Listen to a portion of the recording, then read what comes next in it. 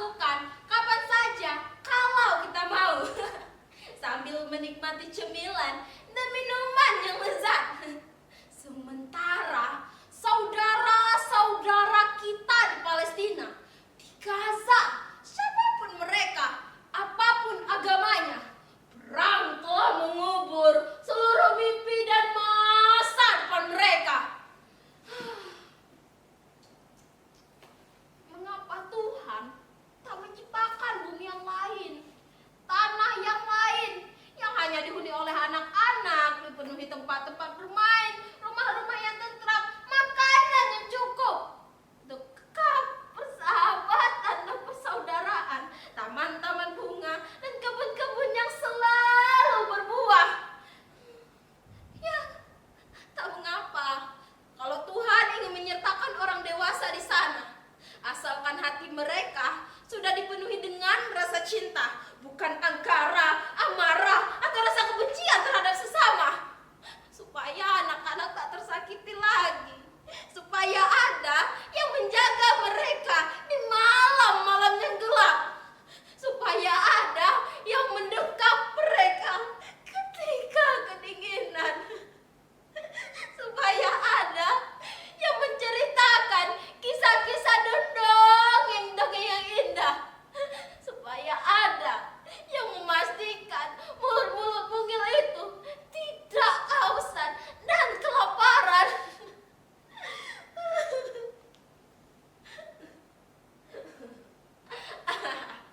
Aku beruntung. Pak Nyoman, nelayan tua yang baru saja mendapatkan perahu baru, memberikan perahu lamanya untukku. Dengan dibantu Pak Nyoman, aku menyusuri laut dangkal, membawa perahu itu ke tempat ini. Mungkin kalian diam-diam bertanya, mengapa aku sendirian? Di mana teman-temanku itu? Sabarlah, perlahan kalian akan mengenal mereka. Mereka ada, hanya terkadang seolah-olah tak ada, dan dianggap memang tak ada.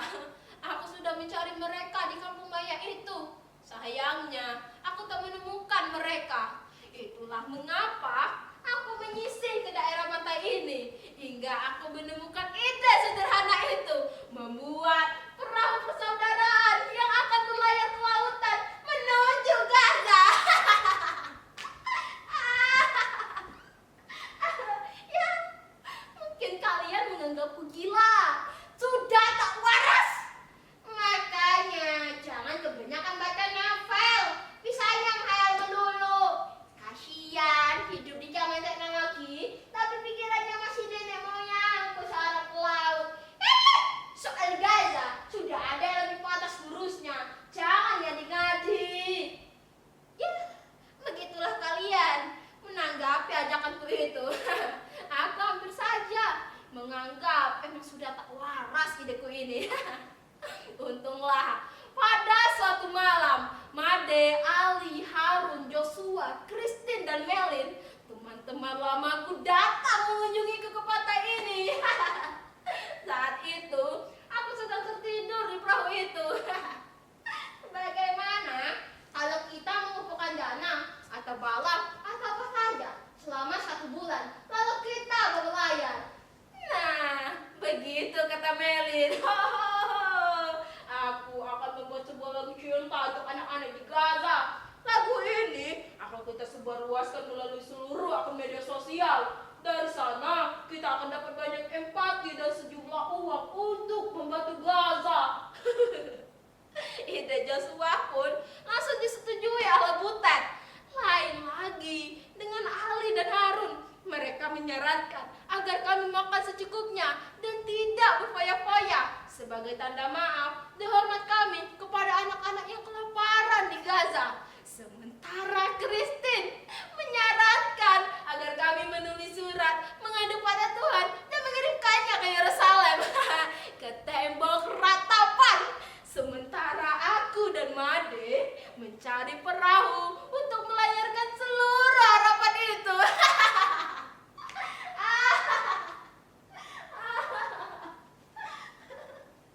Ya, semuanya sudah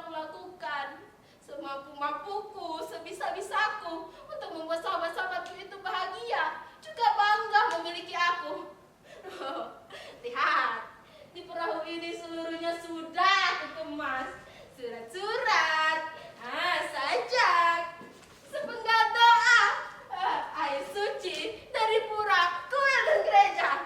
Oh ya, mainan dari masa kecil yang masih tersimpan. Kami mengumpulkannya hari demi hari. Kami tahu apa yang kami lakukan ini hanya setetes air di tengah samudera penderitaan saudara-saudara kita di sana.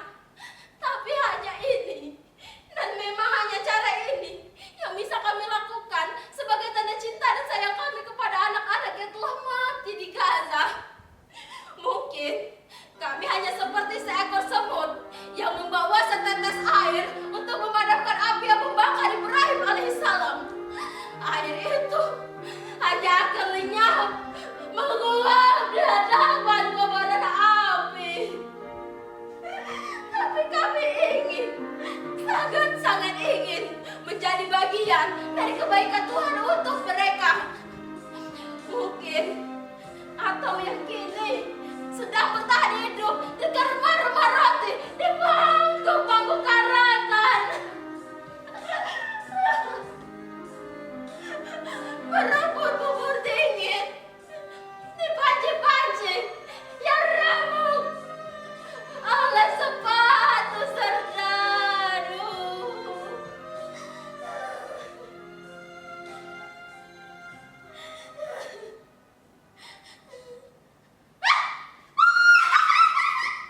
Made, kita akan melaut, Made. Lihat, perahu ini sudah kuperiksa. Semuanya aman. Joshua, Kristi, sini. Lihat, surat untuk Tuhan sudah kukumpulkan. Sebagian sudah kukirimkan melalui pos, dan ini sisanya akan kita berlayar.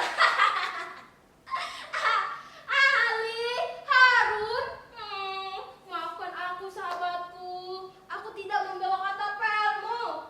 Aku pikir tidak ada siapapun yang harus kehadang dengan senjata batumu itu. Kita akan berada di tengah lautan, melihat matahari terbit dan tenggelam. Kau bisa melukis malammu, Harun. Sementara Ali akan mengaji, menjaga kita dari segala yang buruk dan jahat.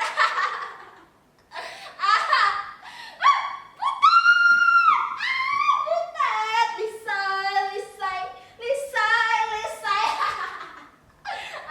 Kau masih saja berlaga seperti penyanyi rock and roll rupanya. Oh ya, tugasmu di perjalanan ini adalah menyanyi. Setiap kali kau melihat kami merasa bosan atau rindu kampung halaman, kau harus menyanyi. Apa? Cakep. Sudah aku siapkan.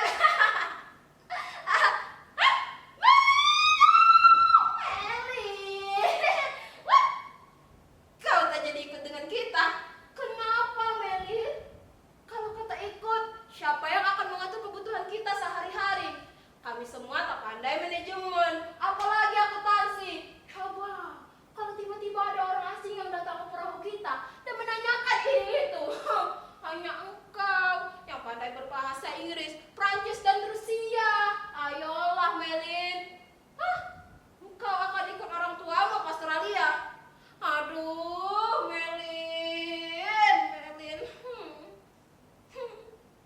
Melin adalah sahabatku yang tiba-tiba menghilang saat terjadi kerusuhan di kampung kami.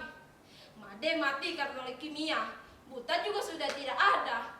Ali dan Harun, mereka tertembak di dada saat menghadang serdadu dengan katapelnya. Joshua dan Christine, mereka menjadi korban reruntuhan gedung yang hancur karena ledakan bom. Itulah mereka, sahabat-sahabatku, orang-orang yang mungkin tidak akan kalian kenal dan tidak akan pernah kalian kenal.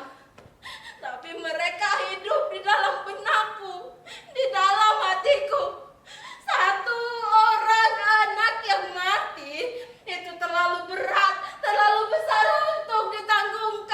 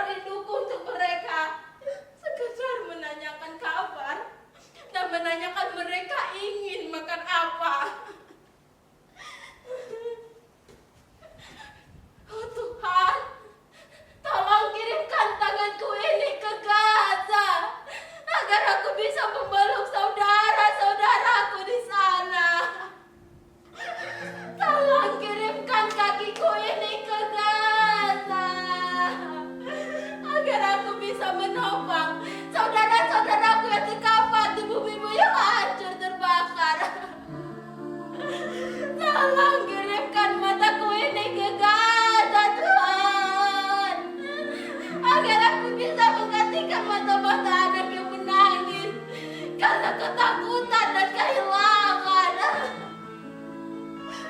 Tolong kirimkan dadaku ini ke Gaza, agar aku bisa menjadi perisai bagi anak-anak yang diburu mortir dan peluru. Tolong kirimkan tubuhku ini ke Gaza, malah menjadi remah-remah roti yang tidak pernah habis, supaya tidak ada lagi mulut-mulut mungil yang kelaparan di bumimu yang hancur.